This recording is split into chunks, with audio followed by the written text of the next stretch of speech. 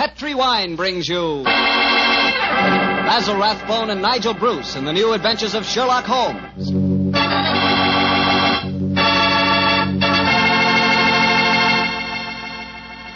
The Petri family, the family that took time to bring you good wine, invites you to listen to Dr. Watson tell us another exciting adventure he shared with his old friend, that master detective, Sherlock Holmes. And I'd like to ask you a short, simple question. Have you ever tried a glass of sherry before dinner? If you haven't, you'll never know what you're missing till you do. And make that sherry Petri California Sherry. Because Petri Sherry is the best beginning a good meal ever had.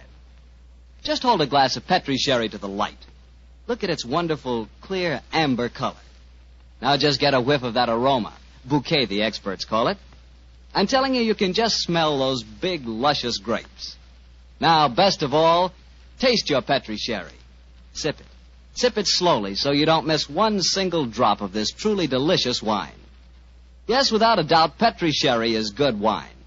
Oh, and incidentally, Petri makes two kinds of sherry. Regular sherry and Petri Pale Dry. Both are fine. And if you're not sure which you might like best, do what I do. Don't buy one, buy two. Try them both.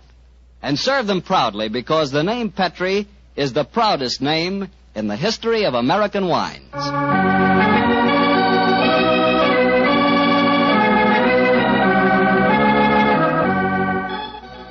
And now I'm sure our good friend and host, Dr. Watson, is waiting, so let's go in and join him. Come in. Good evening, Doctor. Good evening, Mr. Bartell. Here. Quiet. Down, Monty. Down there. Dogs seem very chipper tonight. Yes, tonight, yes, but they've been in disgrace most of the day, Mr. Bartell. Oh? What have they been up to? After the seals again, Doctor? No, my boy, this time it was chickens. They got into my neighbor's coop and had a delightful time. Fortunately, there were no casualties, but I'm afraid that my good neighbor policy has suffered a slight diplomatic strain. But you come here to listen to Sherlock Holmes' adventures, not those of my dog, so draw up your usual chair and make yourself comfortable, and I'll get on with tonight's story. Last week, Doctor, you told us it was a case in which Sherlock Holmes found the solution without ever meeting any of the suspects. That's quite correct, Mr. Bartell. As remarkable an exhibition of long-distance detection as I ever recall. But judge the story for yourself, my boy. It was in the autumn of 1903, and Sherlock Holmes was about to retire to his bee farm on the Sussex Downs. I must confess, Mr. Bartell, that my heart was heavy during those last few weeks we spent at Baker Street. I thought of the countless adventures that we'd shared together. I remembered those many evenings of quiet comradeship and companionship. A fire blazing away on the hearth as Holmes lay back in the shadows playing his beloved violin. And then, Mr. Bartell, as so often happened, there'd be a violent jangle on our doorbell, and some wretched soul in misery would be standing before us and pouring out his troubles.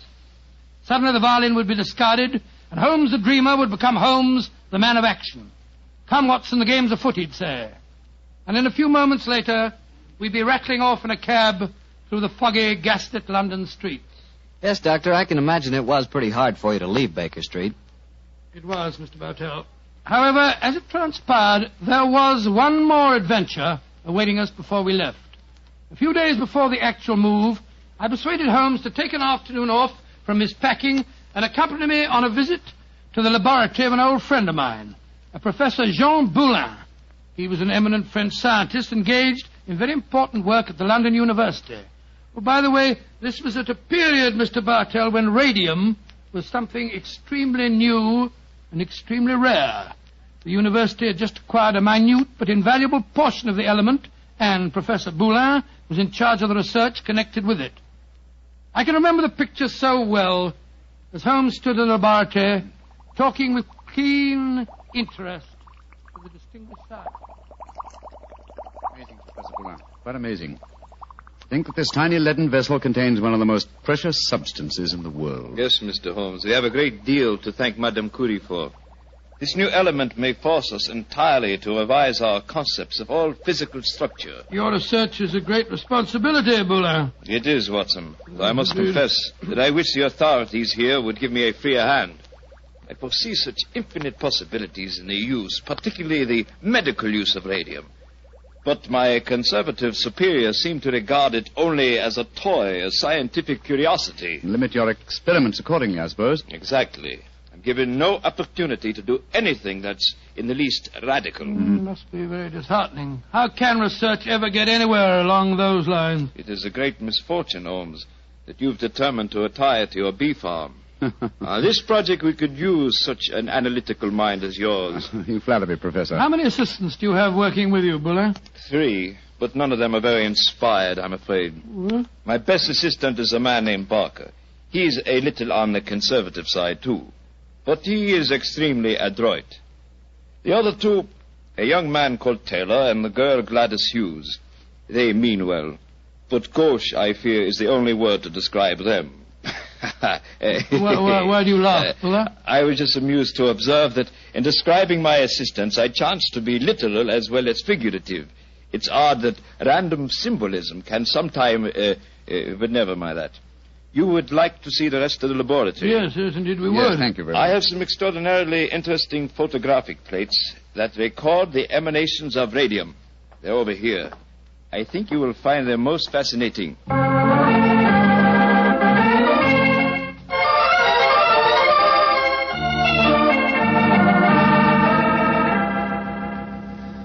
Baker Street, particularly when our rooms are full of packing cases, seems rather drab after the scientific stimulations of Professor Boulin's laboratory, doesn't it, old chap? Yes, it seemed drab even if we hadn't been to see him. I feel frightfully depressed, Holmes. I just don't know what I'm going to do without you. Oh, you're still a young man, Watson, and a susceptible one. You'll marry again. No, I won't. Yes, you will, old chap. And you'll end up by being glad that your old roommate, your difficult, rather unsociable old roommate, is living in retirement on the Sussex Downs. Rubbish. I shan't feel anything of the kind. In any case, I don't think you'll be able to stay in retirement for long. Your mind is much too alert to be satisfied by being a sort of midwife to a bunch of beastly bees. Oh, dear Watson. I feel that you'll never eat honey again. Yes, you can laugh, Holmes, but I could see how excited you were when Buller suggested that you might help him with his radium experiment. Flattering suggestion, I must admit, my dear fellow. Just the same, Oh, now, who the devil's that? From the urgency of the tug on the bell pull, I'd say that it was a client. And go and head him off, will you, old chap? Yes, I'll do my best. Oh, Watson, explain that I'm no longer in practice. Too late, Holmes. He's brushed past Mrs. Hudson. Here he comes rushing up the stairs. Oh, confound it. I beg your pardon, sir, You but... Mr. Sherlock Holmes? No, I am not Sherlock. Then you must be Mr. Holmes. That is my name, sir. But may I ask what accounts for your rather whirlwind entrance? My housekeeper, Mrs. Hudson... I haven't any time to consider etiquette. My sister Gladys Hughes has vanished. Vanished into thin air. You've got to find her for me, Mr. Holmes. I'll pay you any fee you name, but you've got to find her. Mr. Hughes, I'm extremely sorry that your sister has vanished, but I'm afraid that I can do nothing to help you. I'm retiring. I'm giving up my practice. If you won't help me, I'll go to someone who will. That's exactly what I mean, sir. I suggest that you go to the police, or if you insist on a private investigator, I can strongly recommend Mr. Martin Hewitt. Yes. His address is 39 Pont Street, Knightsbridge. Good day to you. Good day, Mr. Hughes. 36 Pont Street, Night. Mr. Martin. Yes, I can understand his concern, but his manners leave a great deal to be desired. Holmes. Gladys Hughes, his missing sister. That was the name of one of Professor Boulin's assistants, wasn't it? True, old fellow, but it's probably only a coincidence. What? Both Christian and surnames are extremely common ones. Well, I have a feeling that it may not be a coincidence. Oh, come now, my dear fellow. Don't you try and embroil me in a fresh adventure. I've retired and I'm leaving for Sussex in a few days. And if any more clients come wrenching at my doorbell, I shall ignore them.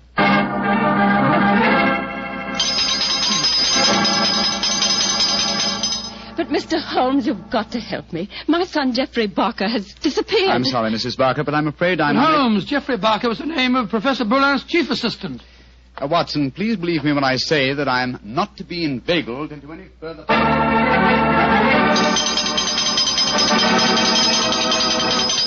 Mrs. Taylor, I'm sorry, but I can't help you. Oh, but Mr. Holmes, it's my husband. He's disappeared. We've only been married 3 months, and now... Oh, it's terrible. I've been so worried ever since he started to work on that strange new radium with Professor Jean Boullin. Holmes, you can't pretend it's coincidence any longer. Gladys Hughes, Geoffrey Barker, and now Taylor. The 3 assistants of Professor Boulin. I know it, Watson. Mrs. Taylor, the moving van will be here tomorrow to take my things to Sussex. I shall follow them immediately. I have retired, madam. Do you understand that? Retired.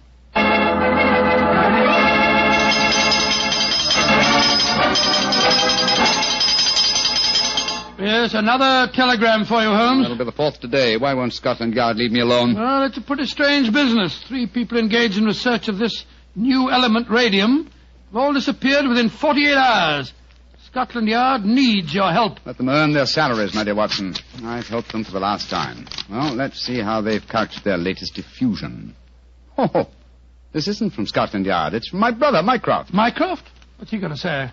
Listen to this. Now Professor Boulin has disappeared. Great Scott. And the radium with him.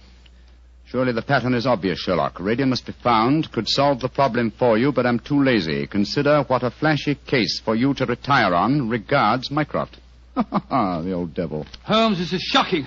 My old friend Boulin has disappeared. Yes, Watson, and now my brother asks me to investigate. The pressure becomes irresistible. Very well, I bow to fate and postpone my retirement for a few hours. Good man, Holmes. You know you'll never really retire. Let me see. As Mycroft says, there's an obvious pattern in this case. Our first step, of course, will be to interview all the doctors who treat patients without charge. Why?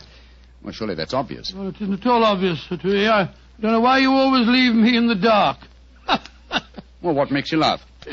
Being left in the dark. It's just like the old times, isn't it, Holmes? Come on, old fellow, let's go. The game's afoot.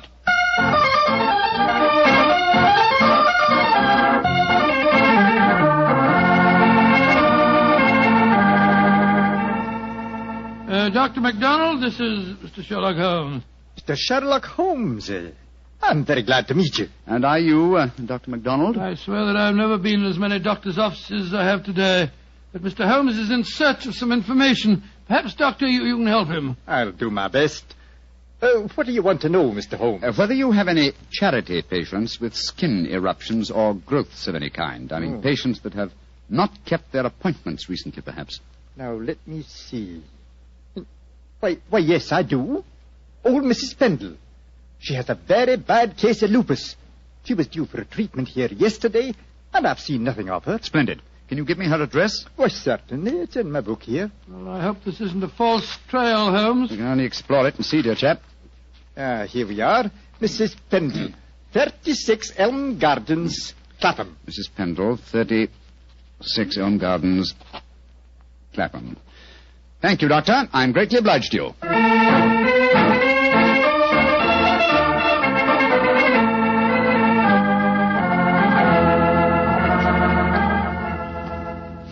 Getting restless, Watson? Yes, I am a little. We've been waiting outside Mrs. Pendle's house for over an hour. Why don't we knock on the door and see if she's at home? Oh, no, my dear chap. We mustn't frighten her. I hope that she's going to lead us to our quarry. You see... Shh. Front door's opening. A woman's coming out. Yes, it's Mrs. Pendle, beyond doubt. Look at that bandage around the upper part of her face. Yeah, hello, she's turning down the street. We're going to follow her, I suppose. Naturally, but let's give her a start, shall we? We don't want her to spot us. Well, while we're waiting, perhaps you'll clear up 1 or 2 points for me. I'm still very much in the dark. With pleasure, old chap. What puzzles you? Well, one of the things that Come on. What? We've given her enough of a start. Let's follow her. Oh, very well. But look here, Holmes. You asked me what I didn't understand. 2 things puzzle me. What did Mycroft mean by the pattern of the case? Why are we following a poor sick old lady through the London streets? I'll answer the first question, and I think the answer to the second will be self-apparent. The pattern of the case is clear.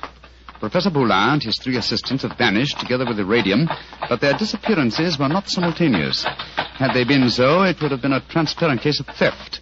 But with the disappearances gradual rather than simultaneous, the emphasis has been subtly shifted. Yes, I can see that, Holmes, but what do you suppose is at the back of the whole business? Can't be a simple case of theft. Radium is enormously valuable. But it'd be hard stuff to sell again. Not to an unscrupulous criminal with a knowledge of medicine, Watson. My own theory, and I admit at the moment that it's purely a theory, is that Professor Boulin was worried because he was so hampered in his research. You remember that he stressed his great faith in the medical values of the new element, radium. Yes, he did. It's more than possible that he places the rights of science above the rights of property, that he's determined that he and his group will carry on their invaluable research unhampered by the conservative restraints of the university. I see what you mean, Holmes, but how does Mrs. Pendle, the poor woman that we're following, enter the picture? Because one of the chief lines of radium research on the continent so far has been with her sort of trouble. Professor Boulin's obvious move, if my theory is correct, would be to contact poverty-stricken patients Promise them relief, induce them to abandon their regular treatments, and submit to him. By Jove, yes, Holmes, that seems perfectly logical, and yet I can't believe that Boulin would... Mrs. Pendleton has reached her destination. She's turned down a driveway. Yes, she's walking up to what looks like a deserted warehouse. Hurry, old chap. Don't let her out of our sight. She's opened the door without knocking. She's gone in. We'll wait here for a moment or two, then we'll follow her. I have a feeling that your old friend, Professor Boulin, is not far away, Watson. Yes, you're probably right. But I hope we can do something to protect him from the consequences of what he's done. It might easily mean the finish of a brilliant career. I'll do everything in my power, but you know as well as I do... Shh, look. Mrs. Pendle's coming out again. Yes, and she's in trouble. Come on. Mrs. Pendle, what's wrong? I don't know how you know my name or who you be, but you ask me what's wrong. They tell me to come here to this address, and I find a doctor who'd help my face. I comes here, and what do I find? What did you find, madam? A corpse, sir. That's what I find. A dead man lying there in a great pool of his own blood.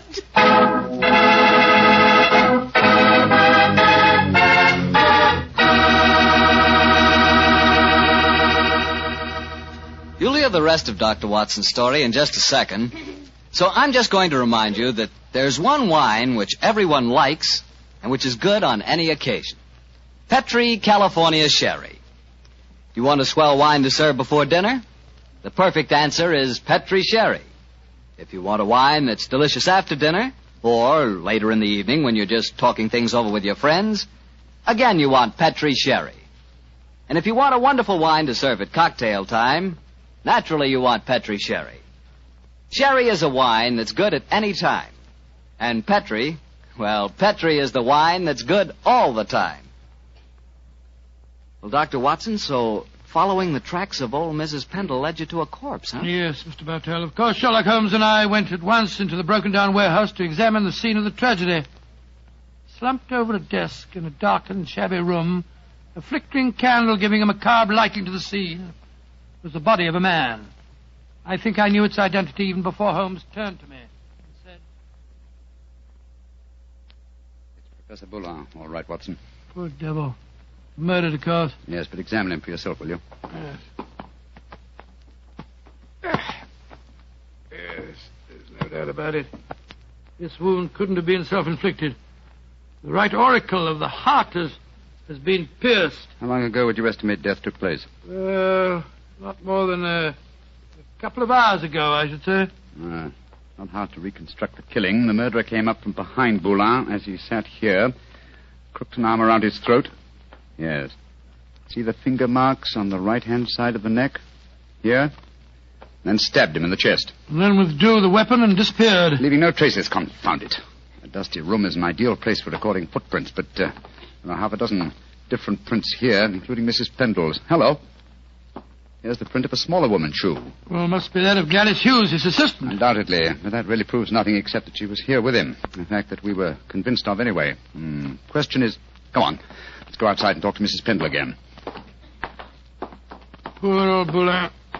What a shocking way to die. And what a great loss to science. I suppose the murderer must have stolen the radium. We found no trace of it in there. Undoubtedly, the possession of the radium was the motive for the murder. Mrs. Pendle. The poor man is dead, ain't he, sir? I'm afraid so, madam. I knew it. I never should have come here. I never should have left Dr. MacDonald. Mrs. Pendle, let me ask you a question. I can't be answering no questions, sir. I don't know nothing about how the poor soul got himself murdered. What would a poor woman like me know about such things? No, my good woman. My friend isn't suggesting at all that you know anything about the murder. Then what do you want to know, sir? Who told you to come to this address today, Mrs. Pendle? A young lady. Nice young lady she was, too. She met me coming out of Dr. MacDonald's yesterday and told me that if I come here today, I'd find a doctor who could cure me. Yeah, that was obviously Miss Hughes. Holmes, I believe that your theory was right. Come on, Mrs. Pendle. We'll escort you to the nearest police station where you can report the murder. Yes, sir. And then, Watson, we must keep on the track of the radium. That, perhaps, is more important than any life. Well, how are we going to do that? We haven't a clue to go on. Remember that Professor Boulin's 3 assistants are still missing. We must go to the homes of each of them and see what can be found out. Mr. Mr. Hughes, you must realize by now that your sister's disappearance is part of something vastly more significant than you think. I must ask you in the My first... sister didn't disappear, Mr. What do you mean, sir? You came to us and said that you had. Oh, it was all a mistake, gentlemen. She came back today. She'd just been down to the seaside for a short rest, and she'd forgotten to let me know. I'm sorry to have bothered you. May I see your sister at once, please? I'm sorry, Mr. Holmes, but she's out just now. I don't know where she's gone or what time she'll be back. Mrs. Barker, I've come to you about your son's disappearance. I'm afraid that... But my son didn't disappear, Mr. Holmes. It was all a misunderstanding. He came home today. Then may we speak to him, please, Mrs. Barker? Oh, I'm afraid that's impossible. You see, he did... Mrs. Taylor, I want to talk to you about your husband's disappearance. Oh, that. He came home this afternoon, Mr. Holmes. At first I was so suspicious, but when he explained, well, I'm sure you know how it is in the first few months of marriage, those little tips.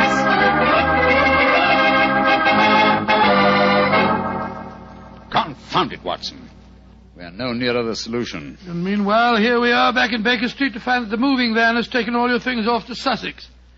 Perhaps you should give up the case, Holmes, and follow them. Close my career on a note of failure? No, my dear fellow. I shall not leave London until this problem is solved. Oh, in that case, I'll sit down. Looks to me as if it may prove a lengthy wait. I've rarely felt more frustrated, Watson. All three vanished technicians home safely with plausible stories, or at least plausible alibis. And poor Boulin murdered, and the radium stolen. Well, I must say it makes no sense to me. But it must make sense. The pattern was well enough to find in the beginning. It's just a question of finding the right key. In a way, it's clear enough what's happened. One of the three assistants, placing the financial value of radium above its value to science, murdered Boulin to obtain the prize. The other two, fearing that their complicity in the original plot would involve them as accomplices in murder, ran home and established an alibi. And the murderer did the same thing, for it's obvious one of the three must be the killer and the thief. Yes, the question is, which one of the three is the culprit? If only poor Boulin were alive, he could help us. My dear chap, if Boulin were alive, there would be no murderer. Oh, of course it wouldn't. Now, let's see. Boulin gave us a few bare facts about his three assistants. I wonder... But of course, Watson! I have the answer. The case is solved. What do you mean, Holmes? How can it be solved? You haven't done enough investigation. If it comes to that, you haven't even seen any of your three suspects. That isn't necessary. Oh, you know who did it? Yes, Watson, and so should you. But we know nothing to set them apart from each other, except that one of them's a girl. We know more than that, my dear fellow. Think hard. Well, Boulin told us that Geoffrey Barker was an excellent technician, while the other two were somewhat clumsy. We know even more than that. Well, I'm just if I know what, Holmes. I shan't even need to stay in London and follow the case through to its logical conclusion. A telegraph to Mycroft and another to Scotland Yard to take care of it, yes.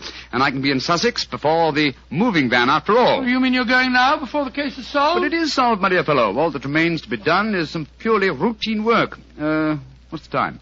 Look, it's just 3 o'clock. Splendid. If we hurry, we can catch the 3:45 express from Waterloo. We? Yes, I was counting on you spending a few days down there with me, old chap. I hope you can spare the time. I should hate to make so drastic a change without my good old friend Watson at my side. Oh, of course. I'll be delighted, but what, my dear boy? The case of the disappearing scientists.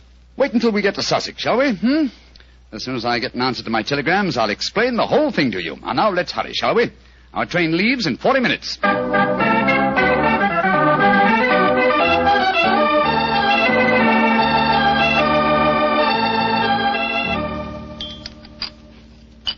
More tea, Watson? Thanks, old boy.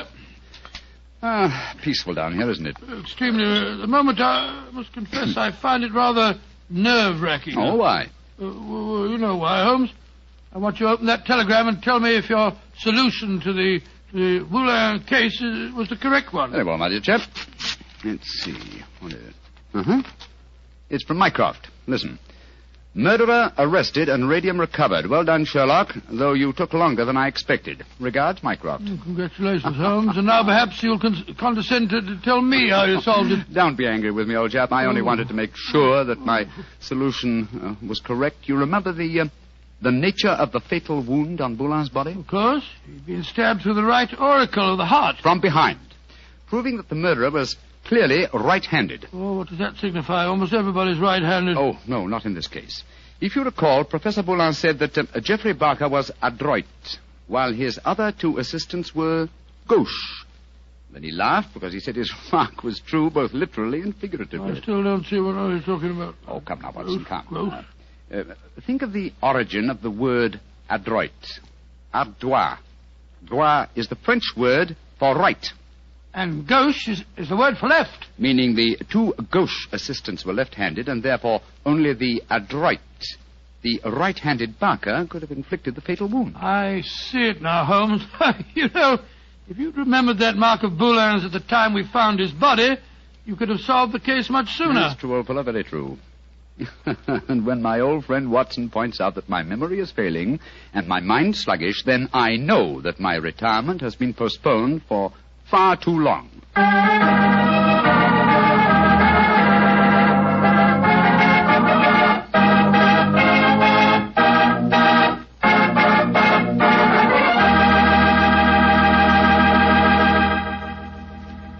Well, so Holmes really went through with his idea of becoming a bee farmer. Yes, of course.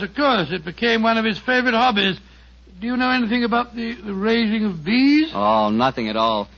The only connection I've ever had with bees was very remote. Once I had the hives. Once you had the... Oh, no, Mr. Barker. Oh, yes, Dr. Watson. But seriously, I do know one thing about bees. Even when you know all about them, you're apt to get stung. That's true enough. So I'll make my hobby Petri wine. You know, you can't miss when you buy Petri wine, because Petri wine is always good wine. The Petri family has been making fine wine for generations. In fact, they started way back in the 1800s. And they've handed on down from father to son, the knowledge and experience absolutely essential to the making of truly fine wine. And since the making of Petri wine is a family affair, you can be sure that the name Petri means something on a bottle of wine. Those letters P-E-T-R-I are more than a trademark. They're the personal assurance of the Petri family that every drop of Petri wine is good wine. So when you buy wine of any type, you can put your faith in the Petri label, because Petri took time to bring you good wine.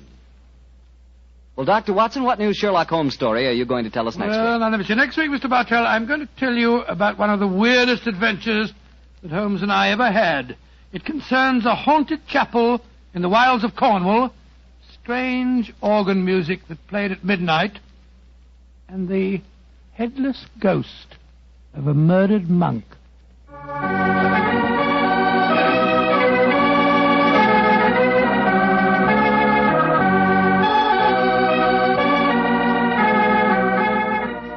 Tonight's Sherlock Holmes adventure was written by Dennis Green and Anthony Boucher and was suggested by an incident in Sir Arthur Conan Doyle's story, The Reigate Puzzle.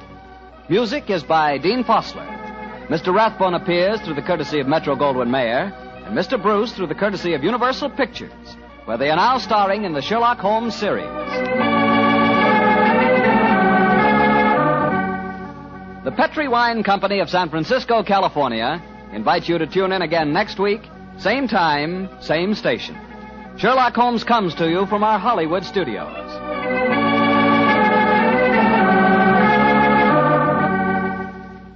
This is Harry Bartell saying good night for the Petri family.